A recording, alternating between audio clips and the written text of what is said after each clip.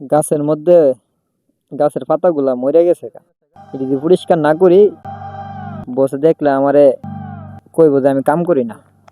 হ্যাঁ বরকত, হ্যাঁ আজকে কাজ হয়ে গেছে, গাছ বাসা। হ্যাঁ হ্যাঁ বস, আজকে কাজ তো মোটামুটি গোছানো হয়ে গেছে। ও আচ্ছা ঠিক আছে, তাহলে বাঁশগুলা তো তোমার মাথার উপরে পড়ে যাবে। তুমি বাঁশগুলা গাছের বাঁশগুলা গোছাই এনে, কতগুলা বাঁশ আছে এগুলা গোছাই আয়ো। হ্যাঁ